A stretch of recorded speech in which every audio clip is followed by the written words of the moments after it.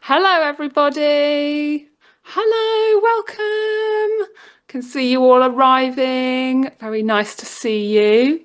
Hello and welcome. Just sort of let people arrive. Hello. My name's Laura and I work in production here at John Arbon Textiles.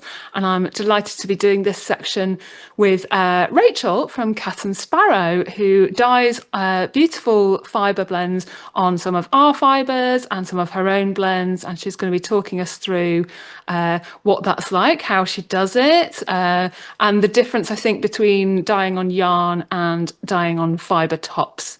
Right, I think it's time we hand it over to you, Rachael, and you can show us everything. You've got a lovely thing prepared for us. You're going to show us some fluff and some fibre. Just a little side note, Rachael dyed on our Mineralogy special tops. She's dyed this colour citrine.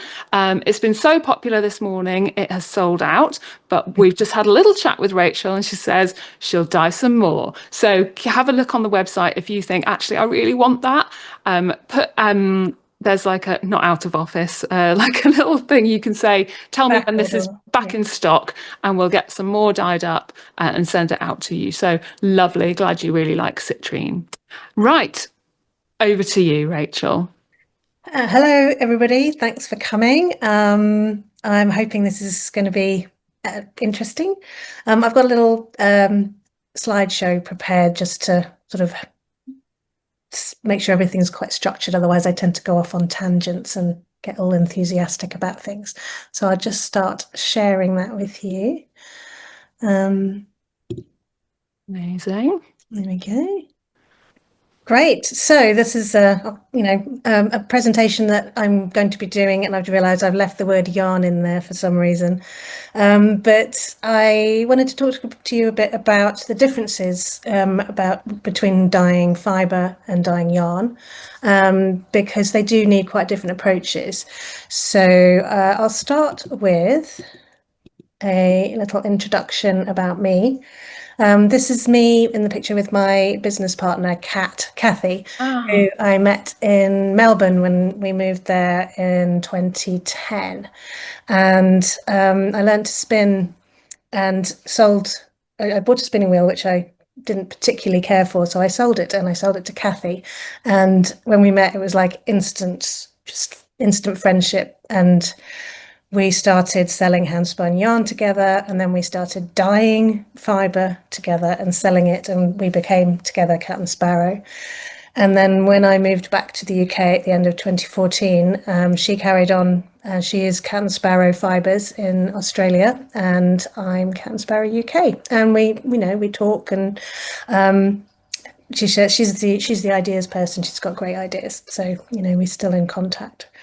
So that's where I started out. I actually started as a spinner before I got really into knitting and crochet. So I started to dye fibre before I even really used the handspun yarn. So it's been a funny old journey. But so I just wanted to talk a little bit about some of the terminology I'll be using just in case, just to clarify everything. So when I talk about hand painting, what I do when I hand paint yarn and fibre is I soak it in a dye solution, in an acid solution with citric acid, and then I lay it out on a table and I apply the dye physically to it in a specified pattern, and then I put it in the oven and set the dye.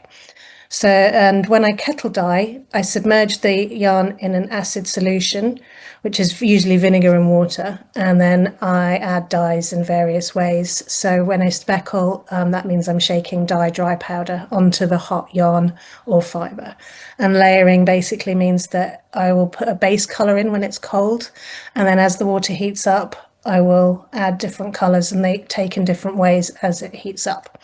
So when I talk about dye strike, that's how quickly the fibre or yarn irreversibly takes the dye. So once it's struck, then that's it. Then acid dye, which is what I use, they're non-toxic synthetic dyes that use acid, so vinegar or citric acid as a setting agent. And I tend to use ones that bond to animal fibers, protein fibers, so wool and silk and alpaca, but not to plant-based fibers. And I'll tell you a little bit why I like doing that in a minute. So, has anybody got any questions yet? No, we're doing fine. Keep going. Okay. So, some of the things that are important when you start dyeing to think about are the construction of what you're dyeing, whether or not it's yarn and fibre, the construction is important.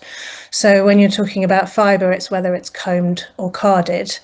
Combing aligns the wool fibres or the animal fibres so they're all aligned in the same direction, whereas carding kind of messes them up a bit and puts air in.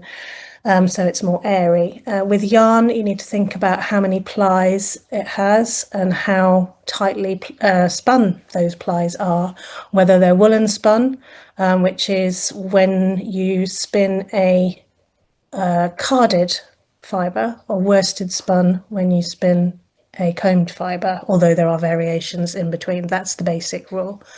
And content-wise, you need to think about whether the protein fibres in there are there wool, alpaca, mohair and silk, or cellulose fibres, which tend to be viscose, linen, cotton, nettle, hemp, that kind of thing. Whether or not, if it's a yarn or a fibre, whether it's superwash. I don't dye any superwash fibres. I do have a couple of superwash yarns, but I am actually going to phase them out because I want to focus more on non-superwash yarns. They're just a lot of fun to dye. So those are the things that I think about when I'm starting to dye. The first thing I think about is the density. So for various reasons, I tend to dye only combed top because I find that the more airy the fibre, the harder it is to dye, and the more it changes the construction of the fibre when you get it out of the whole process, because obviously it involves wetting and manipulating it. So carded fibre tends to felt more easily and it changes. And I just wanted to show you some differences when I talk about the density of combed top. So one of the fibres, so if it's very open fibre, so I don't know if you can see in the screen, on the demo screen, whether it's actually easier for me to show you here. Actually, that's probably Yeah, easier. okay. That's Okay, fine then. Yeah. this is white-faced woodland. I don't know if you can see that the fibres, I mean, they're so open, but also when you wet it, they stay open. So when you're dyeing it, particularly hand painting, because it's all laid out on a table and you pour the dye onto it, you may as well just be pouring it straight onto the table because it just goes straight through the fibre and then just sits at the bottom. So it's actually very difficult to control very open fibres, to control how the dye takes, because it's not only that it goes through it, it runs along the fibres as well. So you get a lot of muddying along the length. It's very difficult to get separated colours, which is one of the things that I tend to do when I'm hand painting. So also when you wrap it up, because I have to wrap it up into a kind of ball and then put it in the oven, the dye sits at the bottom, and so you get a lot of pale areas at the top. So it's particularly challenging to dye those types of fibres. So, and as well, when you spin white-faced woodland into yarn, because the fibres are so crimpy, the yarn itself is also very open because it's just very, very bouncy. So that also affects how you dye any yarn that's spun from that particular fibre. So then you kind of got on to medium density fibre. So this is a Romney. You probably So yeah. we can't see that because Oh, you're on because the light. screen share. No, Ah, because of the screen share. There we go. okay. So there we go. So now everyone can see your face and the demo screen, but we can't see your shared screen for the time being. Okay. So this is the white-faced woodland I was talking about. It's very, very open, as you Hmm. can see, that because the fibres are so crimpy. This, in comparison, is the Romney. don't know if that's clear, Yeah. but it is more dense. The fibers are more closely packed together. Yeah, you can And see. this one is Polwarth. Oh, it's attached to a pin. So okay, so this one is Polwarth, which is an example of a very dense fiber. So the one that my thumb is tapping Yeah. is Polwarth. So when it comes to, I'll put it back on the share now, if that's okay. Thank you. Yeah, go But for if it. anybody wants to see it again, do let me know. Yeah, Um, uh, so lovely.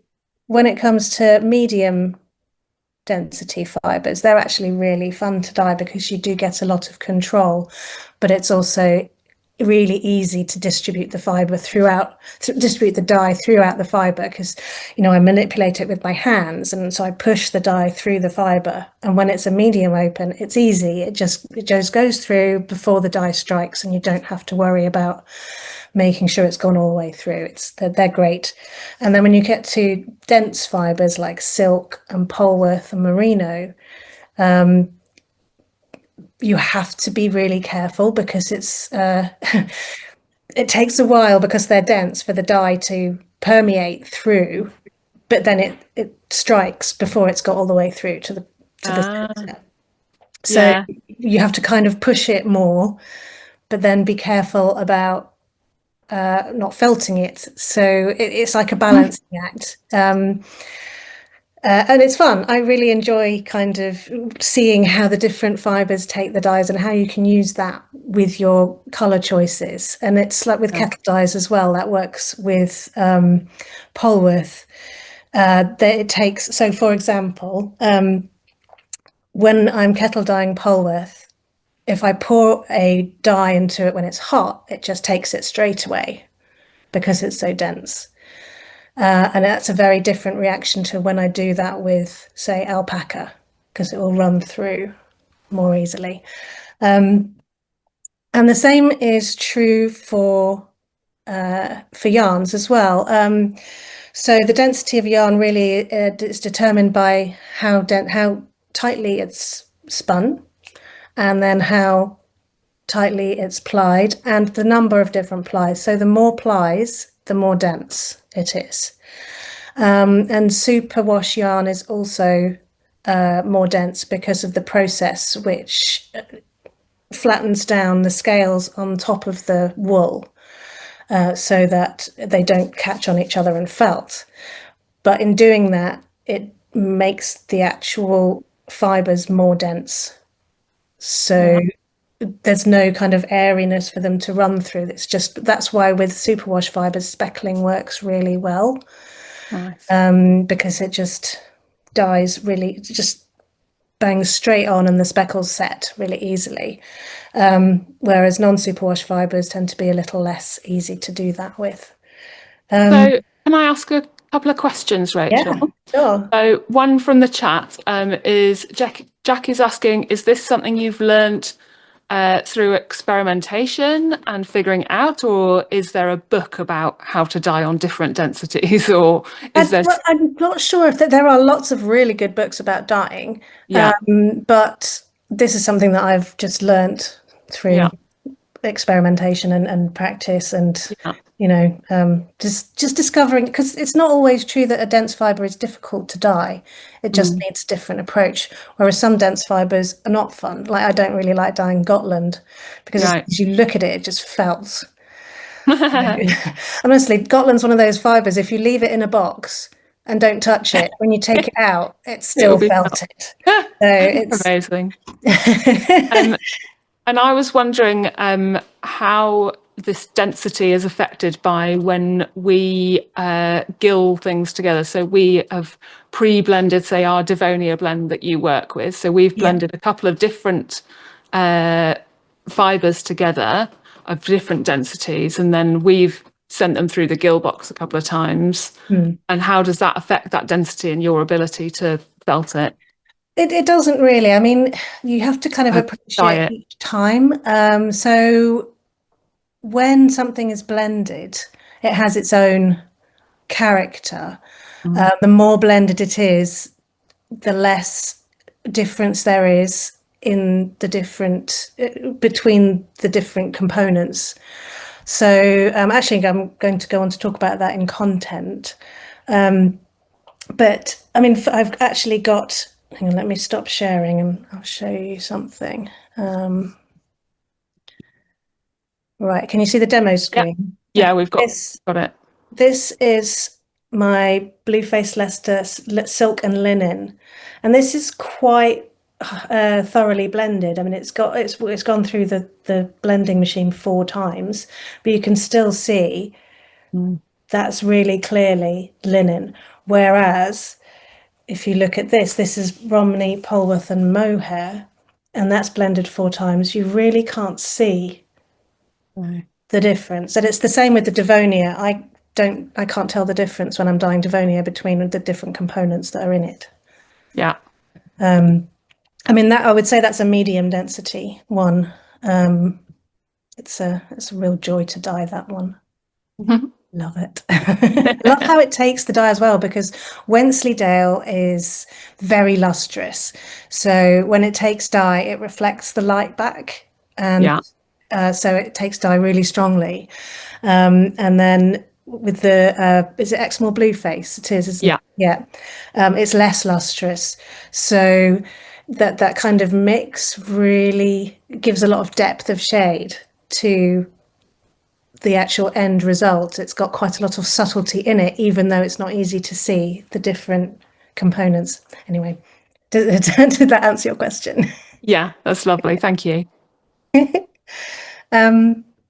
Okay, so yeah, with yarn, I don't tend to hand paint yarn much, but it's actually easier to hand paint than fibre is, because even though some of it's very dense, it's small, so you don't need to actually press the dye through the fibres quite as much, because the diameter is smaller.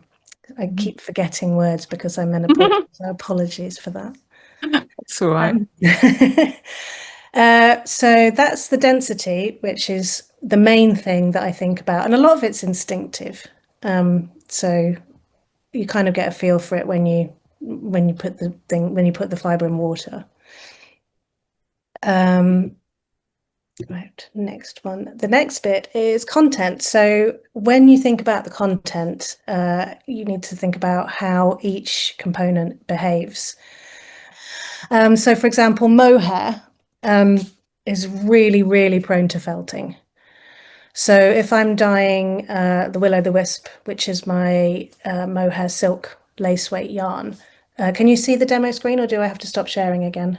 I think you have to stop sharing. Sorry, it's a bit No, that's awkward, okay. isn't it? But yeah, that's lovely. Okay, so that is the mohair Wow. silk. So basically, I tend not to fiddle with that at all when it's in the dye thing. I usually put a base layer, and then either I'll add another layer or I'll speckle. And this is speckling. And I love how it takes that, because the silk core, this bit, will take the dye very, very strongly, or take the base color really strongly.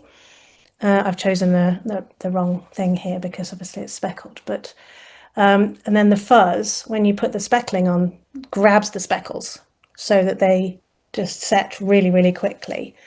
So it just makes for a great kind of effect, because you've got this beautiful, intense core color, and then the fuzz around it is all the different colors. So Yeah, nice. yeah, that's hang on, let me get back to my slide. So that's a really interesting part of dyeing that kind of wool. And then, as I was going to say about this blend of Romney, Polworth, and mohair, the fibre that I showed earlier, as I was saying, there's not that much difference between all the different elements, because I don't want there to be. I've chosen for that not to be the case, because I want it to have a more uniform appearance. But even though it's quite uniform in appearance, as I said, the depth of shade that you get from those different components are it is quite amazing because Polwarth is not lustrous. Polwarth does not reflect light, so it takes dye beautifully, but it's very matte. It's not shiny at all. So when you mix a fibre like Polwarth with a fibre like mohair, which is shiny, then you get a kind of balance, and you get the balance of the texture as well as the colour intensity being different for each component. So it's really fun to play with different blends and see how they react, depending on what you do with them. So the BFL linen and silk that I was talking about, because the linen doesn't take the dye, you end up with this beautiful kind of mild look with the Blueface Leicester and the silk, and then the pale linen, which is still running through it. So this is what I mean by kind of when you're thinking about what content you might want in it, you want to know what sort of effect that is going to produce in the end, and that determines how you design the kind of the what's the word? The blend, I suppose. Um, yeah, okay. So I was just hoping that this isn't kind of too in depth, or that it's interesting anyway. It's fascinating. It's a side because we don't do the dyeing here. It's something that is just sort of this magical thing, and the way that hand dyeing is so different to like the main dyeing of we do on our base colors. Yeah, it's incredible. It's very interesting that you're not just throwing dye at the wool. No, You're really, there's a lot of things to think about to get the effect you want.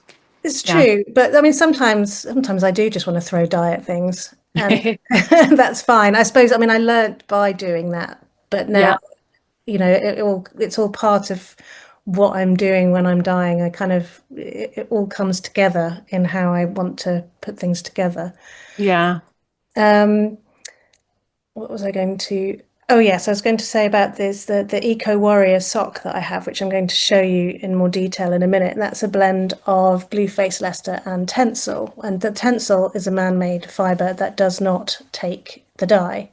So even though it's really very highly blended and you can't see the difference, you can tell the effect that the Tencel is having because it's very shiny, but also Yeah. it adds that kind of pale, the whiteness to the overall color. So it would be different to if it was just Blueface Leicester on its own. And when you spin things as well, you tend to the colors blend more. So if it's quite difficult to get a mild yarn from a blend unless the colors are extremely different. Which is why, I mean, it's like with spin cycle yarns, and with river knits as well. They're beautiful chimera yarns, which are two different colors applied together to get that hand spun effect. And it's quite difficult to get that effect when you're spinning a blend because the spinning actually does amalgamate the fibers Yeah. and makes it more subtle. And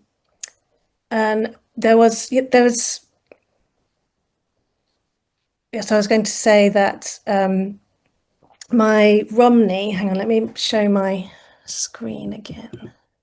So I'll show you my Rolling Stones sock, Mm-hmm. because this is a blend spun by you lovely people, Oh, yes. Romney and silk. Yeah. And it's medium density because Romney is a medium density fibre, and this is a 3-ply yarn which doesn't have a very high twist. So it's got the number of plies and the silk to give it the strength. So even though it's a medium density yarn, it does take speckles quite well, as you can see with this example. So it does speckle a bit because the Romney and the silk both like to grab the dye quite quickly. So even though it's not superwash, it still gets that lovely speckle effect. Whereas this one is blue-faced Leicester and alpaca. And alpaca does not like to grab the dye, it loves to share it about. So even though you can try and speckle it, it just won't work, in my experience. So I think with this, I tried a bit of speckling to begin with, but I ended up actually with these just lovely, intense, dark bits Yeah. and some nice light bits, but it all looks very homogeneous. Mm. So that was a really lovely experience actually, because it just made me think, well, there's so much going on in this yarn, but you can't really see it unless you work with it. It's just a really lovely when you sort of get it out and have a look at it and then it dries and it's just great to see how it comes out. Anyway. Yeah.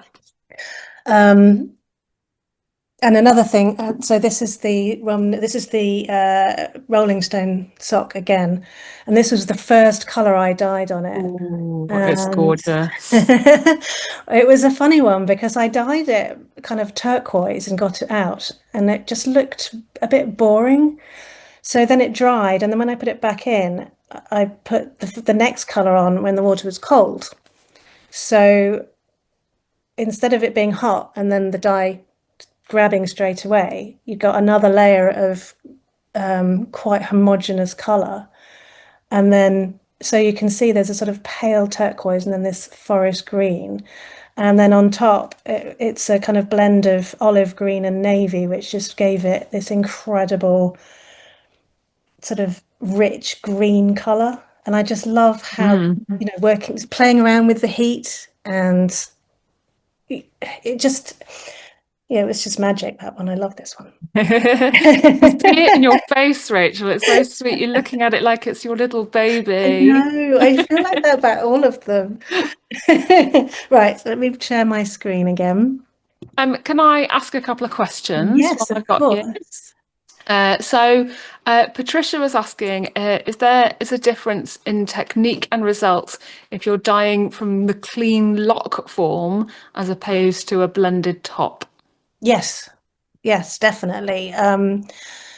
The locks, because they haven't been processed, if I understand you correctly, you're talking about locks that haven't been combed out. Yeah, I think she means they're not greasy and covered in lanolin, so they've been They've through a been bit. washed, Yeah, been but had not. some wash, but they you can still see that it's a wool fibre if Well, you with want. locks, because locks tend to be from long-haired, Mm. long wool sheep, long wool sheep, or something like mohair. It's like when you've got a curl in your hair, you get a lot of fibers all together and they're quite dense. So with locks, they will tend to, um, it's been a while since I dyed locks, Mhm. but I do find that you don't necessarily, they're better when they're soaked in dye, I think, rather than hand painted, because they felt more easily because they haven't been separated out. But the locks that I've dyed tend to be quite intense because long wool sheep tend to have quite high luster, Yeah, if that makes sense. yeah, But yeah, the technique would be I would soak them and then add the dye in the in yeah. the in the pot rather than hand painting them, definitely. And be Lovely. careful not to agitate them. Yeah, yes, Yeah. indeed. Tie And them also, together at the top. oh yeah, oh that's a nice tip. Yeah. Yeah. And also, Kate asks about using tencel from a ecological Mm. perspective. Is it biodegradable? What Tencel is do you to brilliant work with because it? it's one of the few man-made fibers. This is why I use it. I only use man-made fibers that I can guarantee are responsibly and sustainably manufactured. So I use Tencel and I use C-Cell, which are both manufactured by, oh my God, I've forgotten the name of the company.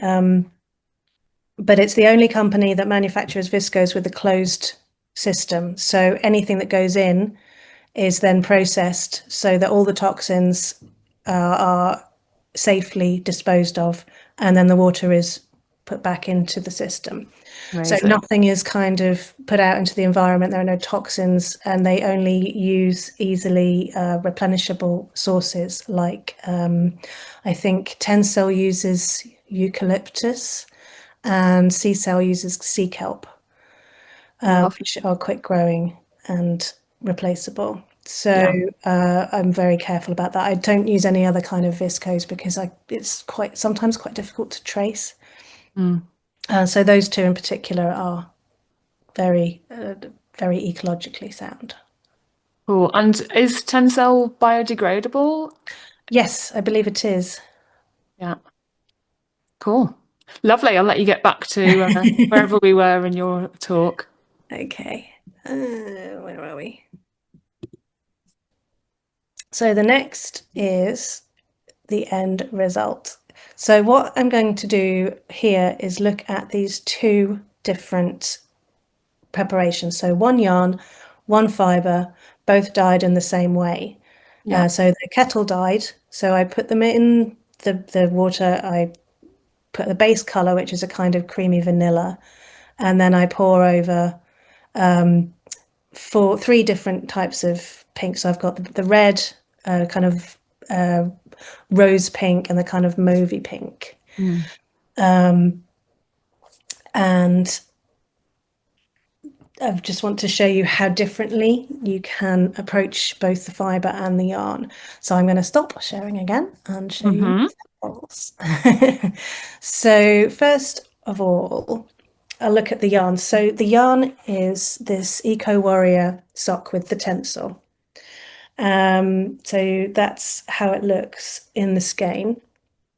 Um, and I prepared three different samples. So this one, obviously, it's a granny square, which I used a 5mm hook, which was a little bit big. But anyway, you can sort of see how it Mm. spirals round. Yeah. And the yarn progression is actually quite short. So there's only a few stitches that you get with each color.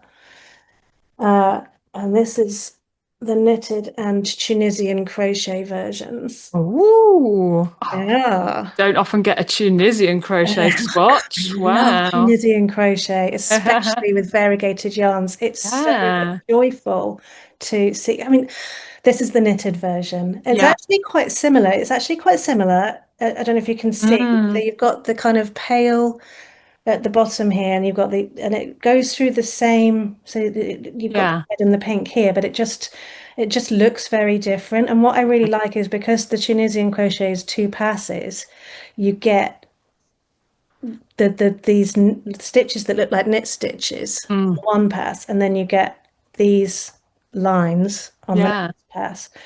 So it's really wonderful for blending the colors and not having too Yeah. much pooling.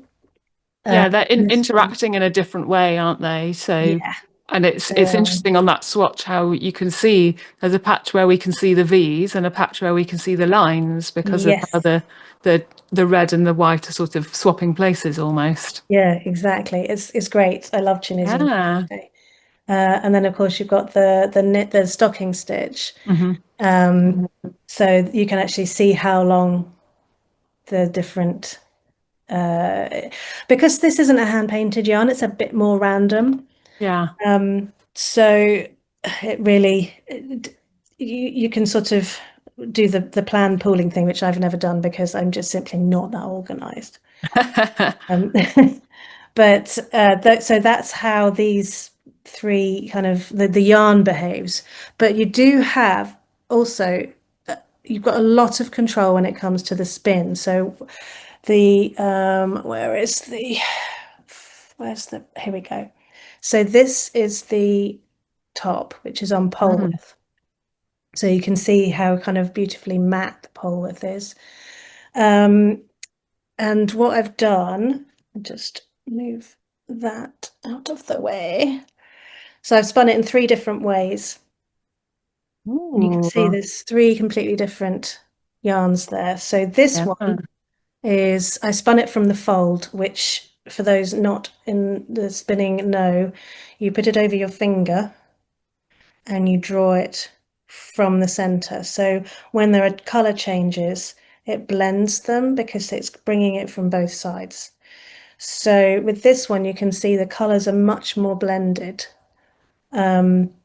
You still got a little bit of variegation, but they're quite blended. With this one, I spun one single length and then chain plied it. So the colors Yeah, all joined together. So you've got much more, you've got, a chunk of chunk of colour. Yeah. mauve, a chunk of red, a chunk of peach. And with this one, I split it and I fractal spun it. So I split it in half and then I split one half into another half and then spun two plies and plied them together. So you get a sort of different color progression. There's lots of barber poling and Yeah, looks so great. and that these are only three. You can approach a top in many, many different ways. So your choices are basically endless. And it's one of the things that I really love is that you do have choice, well, obviously with the yarn and with how you approach it. But when it comes to sort of spinning, I don't necessarily think about the end product, what I'm going to use it for. I spin it because I'm enjoying it and I want to see what happens. So how I'll use it will depend on how it comes out, if that makes sense. Yeah. So that's basically it.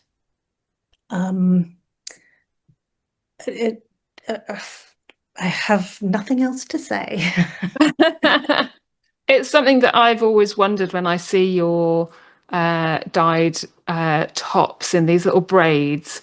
My brain's sort of going, well, what happens when you take this apart and spin it? And I've actually got some of yours at home that I'm sort of is waiting to go on my spinning wheel, but I'm a bit like, well, how do I do it? Do I split it up? Do I just go straight for it and get chunks of color? They're all just very pretty in the braid in these little packs. And I love that you do little 50-gram ones. They're very sweet. So here's a couple of examples of ones that yours. So you can see that you're going to get really different effects from the using these. And there's Yeah, another one. That one's a more sort of that one's kettle dyed. that's a hill dyed one. Yeah. Yeah. Yeah. Amazing. So let's see if we've got any more questions. Oh, someone's saying, yeah, love seeing how one top can be spun differently for completely alternate looks. Yeah, I think that's really interesting to see what you can do with it and how sort of the the yarn it's sort of decided for you, but as a spinner with the top, you can do different things. Yeah. So let's see. Oh, look. Oh, someone says, oh, it's Bex is saying she has a dedicated cat and sparrow stash cupboard. Wow. Excellent. So she's got lots to choose from. And I imagine, yeah, because being able to play with all those different colours, it's really magical as a sort of Yeah. just to play with it. So we've got, I actually have one regular customer who'll email me and say, I really like this color on your website. What will go with it? And that's really fun because then I can kind of go through and think, oh, well, that would work or this would work. So yeah, yeah, get that's your colour wheel out, see what goes. actually, you know what? I Do you not? started off trying to use a color wheel and just doesn't work for me. It really Oh, doesn't. I find it, I don't know, it just doesn't work with my brain. So I fair enough. basically just kind of see things and think, oh, wow, those colors are amazing. And then I go Yeah. and dye them. So I don't tend Cool. to, don't tend to use a color wheel. Well, we were talking about it in the intro, the launch session, where actually sometimes, yeah, the rules of the color wheel or how to use color actually you need to sometimes just not think about that at all and just go, well, I'm just going to chuck this color in and see what happens. And And sometimes sometimes it's awful. it's yeah. Sometimes you just make another brown that is not very attractive, and sometimes you go, well, actually, that random thing I added has just lifted the whole thing. Yeah. Right, we've got a couple of questions coming through while people have time to think. Oh, hang on. Oh, One sec. yeah. I just need to show you something. Oh, yes, you have Grab something. it. Be Yeah. right back. Oh, she's going to be right back, everybody. So I'll show you. I've got some props. So what have I got? This is Hocus Crocus, and these are all on our Devonia fibre. Oh, that's upside down. This one is Careless Whisper. This is the one that I want to take home. These are really sort of my colours, these sort of slightly teals and slightly purples. Really delicious. I'm back. Use back. And this one is fruit salad. Oh, we brought that one up earlier, didn't we? Ching ching. It's a lovely zingy one. And this little one I picked up was Scarfell Pike. So I think we've got all of those on our website as well as on yours if people wanted them. So go on, you've got something to say, and then I've got a few Yes. questions coming Well, I just through. wanted to say sometimes how things can be really happy accidents. So this is a colorway that I have called Giverny because it reminded me of the MOW painting. But what Oh, I did was I kind of put this beautiful apple green and a sort of pistachio color, but then I added a royal purple. And when the royal purple mixes with the apple green, it creates this incredible, if you can, oh, can you see the demo? we can in a second. One moment. Yeah, got it. Thank Creates you. this amazing sort of Mm. like bronzy sort of it's almost undefinable as a color. And when that Yeah. came out of the dye pot, I was just like, this is amazing. And it just does it every time, which I always Amazing. find really surprising. So anyway, Yeah, that's kind of what I wanted to show because sometimes, I had an idea for how it's going to look and it looked completely different, but in a way that I couldn't have yeah. predicted. It's done something new and exciting. Yeah. So on that, let's. Someone said, "Can you talk about your color inspiration?" So maybe where do you start when you're doing a new color, and then how do you build on that? All sorts of things, really. I mean, sometimes I'll see something out and about. Like I once saw a woman at a festival wearing the most amazing outfit, and it had I think it was a kind of a gold t-shirt with this beautiful lavender and green skirt. And I was like, I have to dye that. So and it just sometimes it's like a picture. Sometimes I'll go online and I'll have a look at pictures. Sometimes it's just I'll grab a dye and think, I wonder if that would go with this. And usually does. So inspirations, yeah, they're all very different. I mean, I bought this project bag from Little Grey Girl, which I Oh, absolutely love. It's amazing. And I'm yeah, like, I need to dye that. This is a color inspiration. yeah, So it really just depends. I mean, I did a series of the Eco Warrior sock, and I dyed one which it was just random, and it looked a bit like rhubarb crumble. And then I thought, well, if I dye the others in desserts, then so that's why the strawberry cheesecake came out. And yeah, yeah, just all sorts of things. Key lime pie. yeah. Lovely. I like that idea of just seeing something going, I'm just going to dye that combo, make it happen. Yeah. Um, okay, some other questions then while we've got time.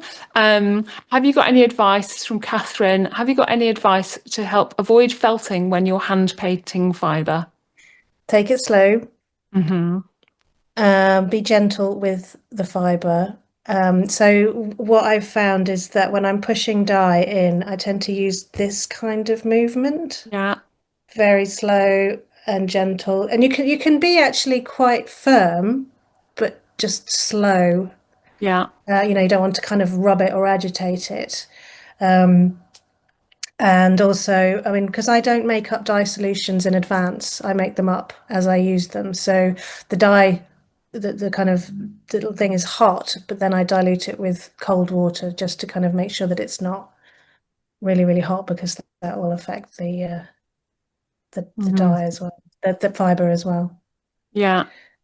And So also, sorry, another one that's all is right. make sure you've because when you soak it, because I soak it in a citric acid solution, and then I have to make sure that I've got a reasonable amount of water out of it before I try and dye it. Otherwise, the dye will just saturate it. It will just run through the water and be diluted, and it will go all over the table and go. Oh, sorry, my cat go all over the floor. So yeah, make sure you've got not too much water in there. Be gentle and use cold water for your dyes. Nice. So yes, like nicely leading on from that, Susanna has asked, do you have any tips for getting dye to penetrate the higher density tops? Is Yes, do this, but harder. Use more dye, Yeah, basically. Use more. Yeah, I always find that I need more dye with the higher density tops just to get it through to the center. yeah, The other way that I do things is I dye one side and then I'll turn it over yeah. and dye the I, other. So so if you like opened up the top and sort of spread it more widely, would that then that would presumably make it a bit easier to get the dye on, but then would it be weird when you sort of put it back together, as it were? Would I it? don't know. I mean, I guess it would help, but I try not to manipulate the fiber too much, Yeah, and it just feels like it would be unnecessary. yeah, Although that's not to say that it would be wrong. Oh my yeah. goodness, sorry, can you hear my cat? No, I can see you reacting to your cat. Yeah, so yes, I mean, try it by all means. It's not something that I do because I've just never thought to do it.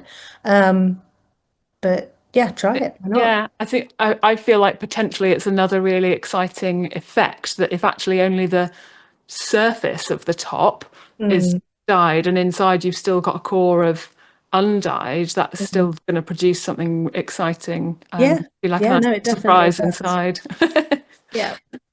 Lovely. Right, we've still got more questions to get through. Thank you, everybody. Kat has asked, oh, Kat, maybe this is your cat. Is it? Uh, how do you learn to reproduce an effect reliably? So these colours that you're making, do you do it in big batches or do you make notes? How do you I know that make you can? notes. Yeah, I make notes.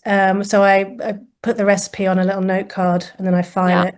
Um, yeah, so I also, if because normally I'll kind of dye in equal kind of, you know, equal lengths, but sometimes I'll want mm, a little kind of just a little flash of something. So I'll make a note that that yeah. needs to just be smaller. So yeah, I take notes.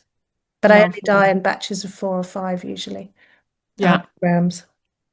Oh, wow. Yeah. Cool. And from Sophie, Sophie asks, is there a colour that you personally dislike and would you still use it together with others or would you just be like, I'm never using that? Hmm. That's a fun question. Really good question. No, there's no color that I dislike. There are combinations of colors that I dislike. I don't like red and green together. Very Christmassy. Dude. But it depends on the green. So, for example, I really like hot pink and lime green, Oh, but kind of Christmas red and Christmas green, I find, ugh. Um, and I don't know, some colors just look better on some fibers than they do on others. oh, that's interesting. Yeah. Yeah. Yeah, I find I make an effort to push myself with colour when I'm designing new tops in the mill here. I love a teal, so much like John used to love a teal and just kept making teals. So, and I'm not, but weirdly, I don't particularly like green. But I will push myself and go, but other people like green, so I'm going to make this green. And then I surprise myself by making something, and someone else in the mill will walk past and be like, "Oh, I that's know. amazing!" That's And the I'm thing. like, I've made a "Is couple of it?" things where I'm just like, oh, not sure about that. And then I'll put it on the website and it'll completely sell out. Like, I okay. know, and I love that colors will they speak to different people in different ways, and something that to me I'm like, oh, I'm not sure about that. And yeah, you're right, it sells out in minutes. And then other ones that I love, I'm like, why is no one buying it? It's so Ooh. pretty. Blimey. I know, that's lovely. All the more for me. So we've had a few lovely comments from people saying thank you. It's been really fascinating and interesting. Thank you for sharing your experience and what you've learnt from dying. And we did have a question. I remembered it right from the beginning. Somebody asked, Rachel, what are you wearing? Can you show us some? Oh, yes. Okay. Hang on. I am wearing the Diaphanous Raglan by Yeah, Jessie May Martinson, and it is knitted using my Will-o'-the-Wisp lace in pink peppercorn and Cocoon 4-ply in Sea of Tranquility, which is currently dyeing out in the dye studio as we very nice. It looks very lovely. You've got this little speak. shimmery halo around you. So comfy. I love it. Nice. And it has Amazing. different options as well. You can do like balloon sleeves and bell sleeves and all sorts. So yeah, it's great. Yeah. Cool. Amazing. Yeah, I think people have really taken to that sort of in-depth knowledge that you've sort of figured out some stuff about fibers and how it's not just a random choice going, I'm going to chuck these fibers together. You've thought about it and how it's going to affect how the dye is going to affect the yarn. Oh, it's very like Yeah. my brain is still sort of going, right, so that's affected by that and that's like and I know. and and thinking like, oh, and you can backtrace, if you want a yarn that is specifically like this, then you can sort of go backwards and go, okay, so my fiber should be like this Yeah. and then dyed in this way. Amazing. I think a lot of people will be going off and getting something out of the cupboard and going, right, how am I going to spin this or how am I going to dye this? And hopefully inspired by your work. And do go check out Rachel's website. She's got really beautiful stuff there, really nice to look at and get your hands on. So thank you so much, Rachel. It's been really Well, thank you interesting. for having me. It's been a pleasure, and thanks for preparing your PowerPoint and your demo thing. I know it's not always easy, is it? All these You should have seen technical me at bits and bobs. 11:30 this morning. Amazing. All right. Thank you so much. And thank you everybody for joining us. Our next session is in an hour at 2:30 British Summer Time. And we are talking to Meiju. Exciting. Lovely. Right. Thank you, Thank everyone. We'll see you soon. And thank you, Rachel. Probably see you at Yarndale, you. actually, if you're there. No, I'm not a yarn doll. Oh, no. I'm at the Oh, Summer Wool Show though. oh, okay. Oh, the one in Newbury. Is that Newbury? No, No. Ampthill. Oh, lovely. Amazing. Thank you very much. And we'll sign off and say goodbye, everybody. Bye. Bye.